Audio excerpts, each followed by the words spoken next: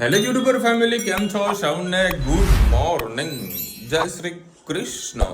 આજે મંગળવાર, રચિતા મંગળવાર છે અને મારે ચોથ છે.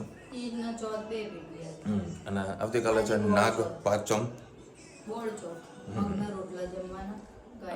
અને વચમાં 15મી ઓગસ્ટ અને 7મ 8મ એવી ખુશી છે ને. જે નોકરી કરતા હશે ને તે લોકો તો આમ પસ્તાતા કે સાલું આ શું થયું છે. 15મી ઓગસ્ટ અલગ આવી તો એની રજા અલગ મળે, 7મ 8મની રજા અલગ મળે. જોકે અમારા મહેસાણા બાજુ 7મ 8મનું એવું કંઈ વધારે મહત્વ નથી જેટલું સૌરાષ્ટ્રમાં લોકો બધા મહત્વ આપતા હોય છે. જન્માષ્ટમી આ શનિવારે છે એટલે સમજો ને, શુક્ર શનિ રવિ, હા 3 દિવસ આ અખંડ મોજ છે બધાને. લ્યો, મારે તો 14 તારીખ સુધી જવું તો પડશે. રાધન છઠમાં તો આપણું કંઈ કામ નથી. નાગ પાંચમ છે આવતીકાલે. મેં બધાને કીધું પાંચમ ક્યારે છે, પણ બુધવારે છે નાગ પાંચમ. એની વેસ હેતને વળી કાલે કોઈ વસ્તુ જોતી તેને બધી ફોલાયો છે કે એને મેળામાં વસ્તુ અપાવવાની છે. બાબુ ઊભી તો તામાંથી કામ. મેં કીધું ચાલ ગુડ મોર્નિંગ કહે. ના પાપા તમે કહી દો ને, હું મોટી થઈશું. આવી તો વાતો કરે છે. અને ક્યાંથી બનાવવાનું ચાલુ કરવાનું? તાર રાધન છઠ આજથી શ્રી ગણેશાય કરો. મસ્ત ફરસી પૂરી બનાવો, મોજ આવે. અને મોહન થાળ બનાવીશ તો મારા માટે મોહન થાળ તો હું જ બનાવીશ. રાધન છઠના દિવસે તો વહેલો આવું તો જો કે હવે તો સમજો અમારી સિઝન બધી પૂરી થવા આવી છે. કારણ કે 7મ 8મ ઘરાકી હતી અત્યારે, તો મારા જોડે માલ જ નહીં. 7મ 8મ ગઈ, આવા આવશે નવરાત્રિ. હા નવરાત્રિ પછી દિવાળી. હાલ ફૂલ જોશમાં પ્રોડક્શન ચાલુ છે કન્ટિન્યુ. એવું સરસ મજાની આઈટમો બનાવી છે ને આમ જોઈને તો બધા ખુશ થયું કે ભાઈ શું વસ્તુઓ બનાવી છે. લાલો ધનુ આટો ખાવાનો, લાલો અને આટો ખવડાવી દઈએ. હવે જો શર્ટ ચેન્જ કરવો પડે એટલા થપ્પા પડ્યા. સોટો નતો બરાબર હવે કોઈ પ્રોપર આવે તો ટી-શર્ટ લાવવાની કીધી, 2-3 એમાં એક લાવ્યા. એક લાવી પડે તો નવી પહેરે ફીલ થાય.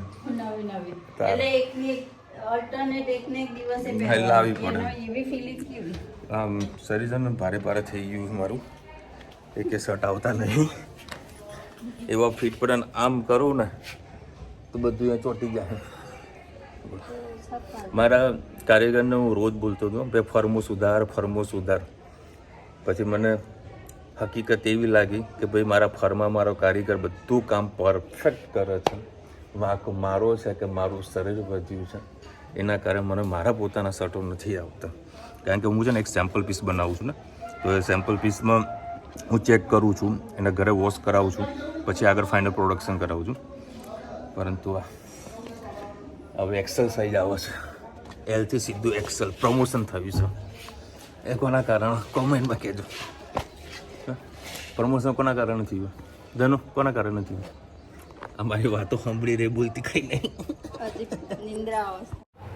ગુડ ઇવનિંગ, જય શ્રી કૃષ્ણ. આજે આપણે આલુ પરોઠા બનાવવાના છીએ. એના માટે મેં બેઝિક જ મસાલા લઈ લીધા છે. એક જ ખાલી પડી તેલ નાખીશું. 7-8 જેટલા મેં બટાકા બાફી લીધા છે. હવે એક લીલું મરચું, જીરું, સહેજ પુદીનો અને કસૂરી મેથી. આટલું થોડું આપણે સોતે કરી દઈશું.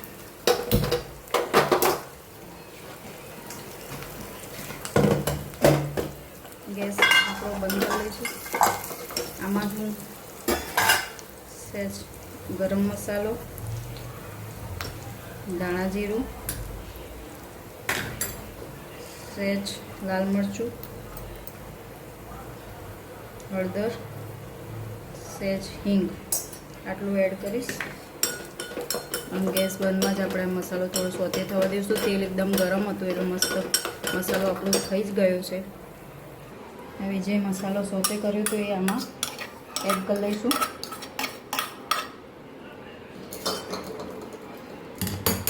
હવે એમાં આપણે કોથમીર એડ કરીશું.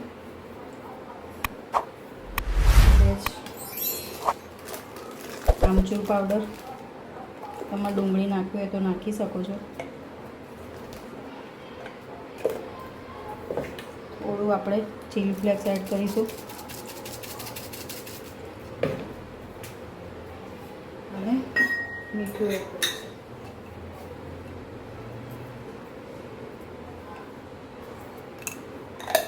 બસ એકદમ મસ્ત મિક્સ કરી લઈએ.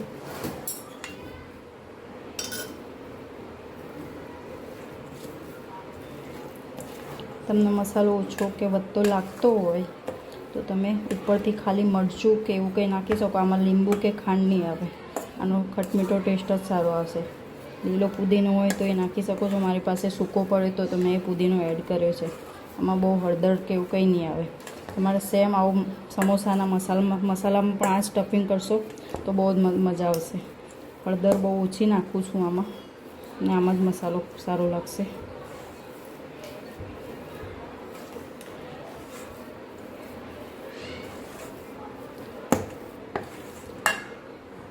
બસ આમાં થોડું મેગી મસાલો એડ કરીશું. તમારે ડુંગળી ખાતા હોય તો નાખી શકો, પણ છોકરાઓને ખાવાનું છે એટલે ડુંગળી મોઢામાં આવશે ચોપિંગ કરેલી તો નહીં ખાય, એટલે હું આમાં આજે ડુંગળી નથી નાખતી.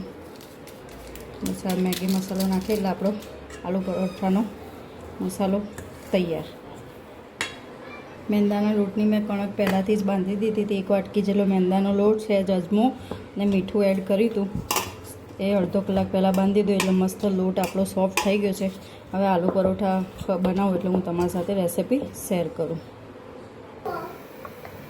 મસ્ત આવી રીતે મોટું વણી લઈશું રોટલી. કિનારી થોડી પતરી રાખવાની, કેમ કે જાડી રાખશો તો પછી જ્યારે વાળશો ત્યારે થોડું એટલું પડ કાચું રહેશે તમને.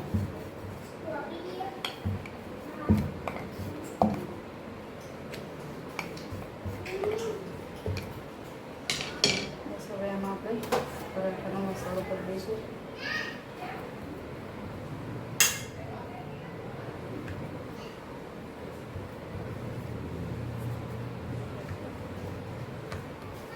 હું સ્ક્વેરમાં વળું છું. તમને પરોઠાનું ગોળ ફાવતા હોય, ટ્રાયેંગલ ફાવતા હોય તો તમને જેમ ફાવે એમ તમે વણી શકો છો.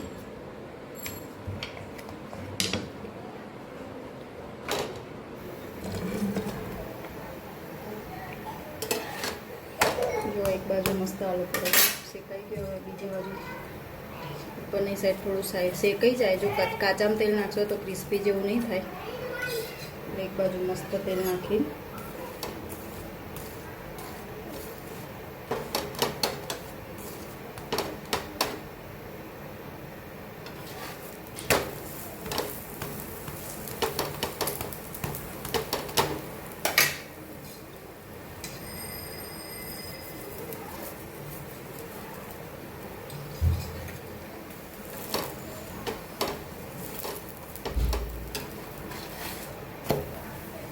મસ્ત આપણા આલુ પરોઠા તૈયાર.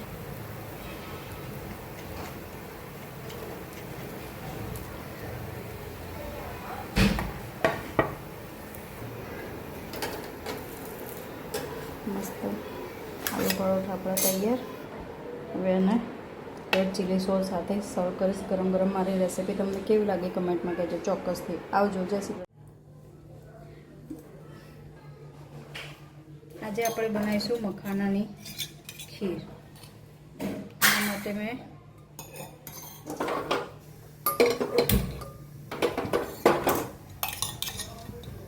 આમાં ઘીનું પ્રમાણ માપનું જ કરીશું. ખાલી મખાના શેકાય એટલા, મોઢામાં એટલી ઘીની સ્મેલ આવશે. 1 ચમચી જેટલું જ મેં ઘી લીધું છે.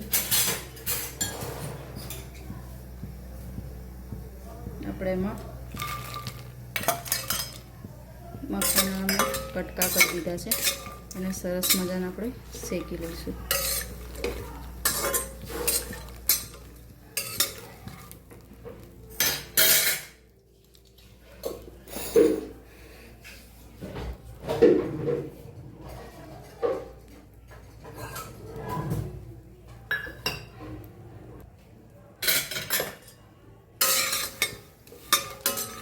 થોડા ગોલ્ડન બ્રાઉન જેવા મસ્ત ધીમા ગેસે શેકી દેવાનું.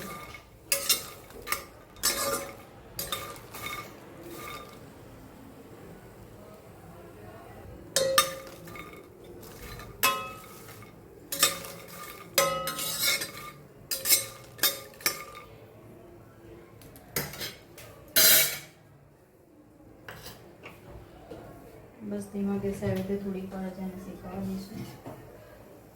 હવે મેં થોડું 1 વાટકી જેટલું કસ્ટર્ડ લીધું છે, એમાં આપણે થોડું દૂધ એડ કરીશું.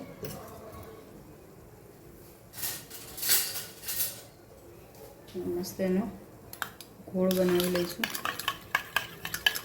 ડાયરેક્ટ એડ કરશો તો થોડા લમ્સ જેવા પડશે.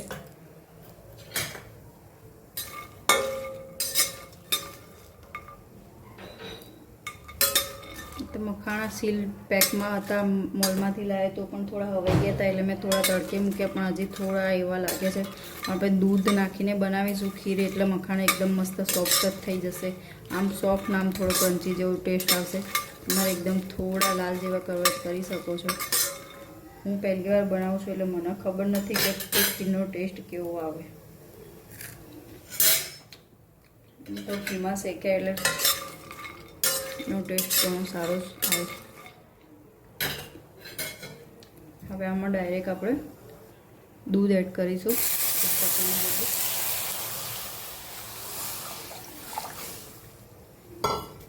દૂધને થોડીક વાર ઉકળવા દઈશું.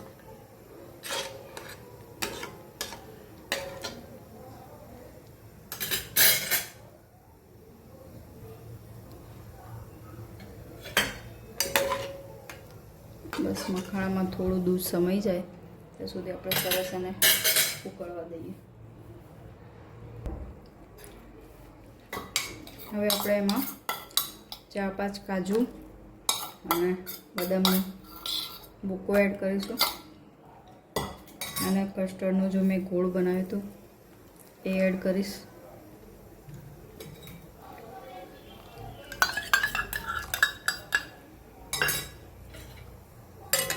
મસ્ત હલાવી લઈશું.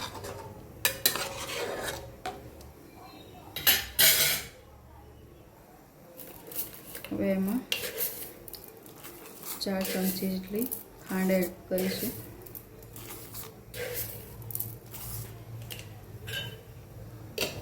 અને લાસ્ટમાં એલચી પાવડર એડ કરીશું.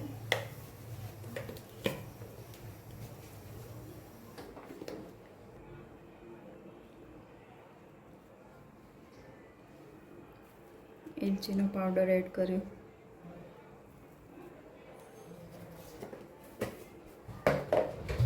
અને થોડા કેસરના તાતણા તો દૂધને કોર્નફ્લોર સાથે ઉમેરી દઈએ તો ખૂબ જ સારો ટેસ્ટ આવે. હું થોડું ઉપરથી એડ કરીશ, બસ એટલે એનો ટેસ્ટ સારો આવશે.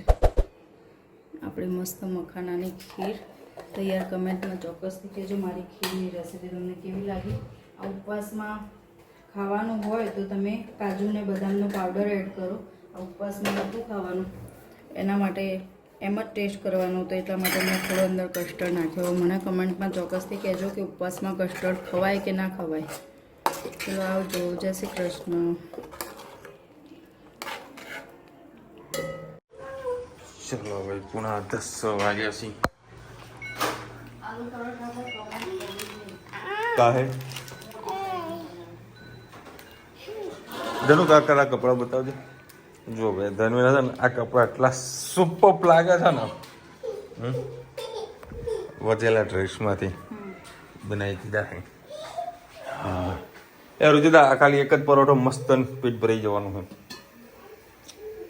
આ શું બનાવ્યું? હા હા હા હા, મખાના. ધનવી અત્યારે મને કીધું કે પાપા હું નવરાત્રિમાં છે ને રાધા બનીશ. ના ખેતને કામ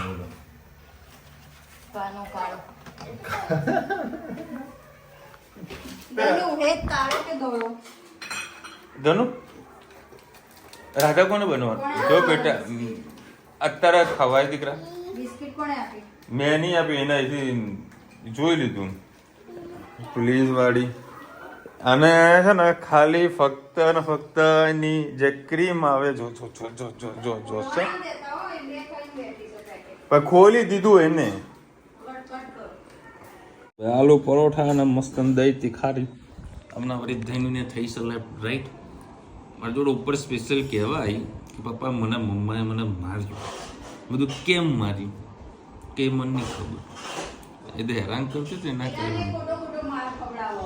હે ને મારી એટલને માર ખવડાવે આમાય આમાય આમાય આમાય આમાય શું કહેતી હતી કેમ મમ્માએ તને કેમ માર્યું કે શું કર્યું તું મેં કે પપ્પા મમ્મી તો ખાધું કે ના કે પાપા ભાત હતા ને મેં ના ખાધું કેમ કે તીખા હતા રુચિને બોલ્યો કેમ ભાત તીખા બને મેં કે મરચું નાખ્યું જ નહીં મેં આ ખોટું ખોટું કે બોલો ભાત એને તીખા લાગવા માંડે જા બેટા ફોન આપી જાઓ ખીર બહુ સુપર બનાવી હતી સુપર અને આ ખીર બનાવી હતી કોને ખબર છે ધનવીએ બનાવી તે બનાવી હતી બેટા હે ધનુ તે બનાવી હતી ને મને કીધું પાપા કેવી લાગી મેં કીધું મસ્ત લાગી મેં કીધું પાપા મેં બનાવી વાહ મસ્ત બનાવી મેં ઓર્ડર આપ્યો છે કાલે બનાવશે ને બેટા તું મારા માટે બનાવીશ ને દીકરા હે ને મસ્ત બની હતી યમી યમી લાવતી રેટ શું વિચારી રહી સર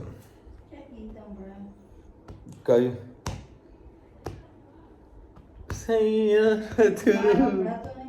મને નહીં સંભળાતું મને તો મગજમાં સૈયારા સૈયારા ચાલા સિસ્ટમ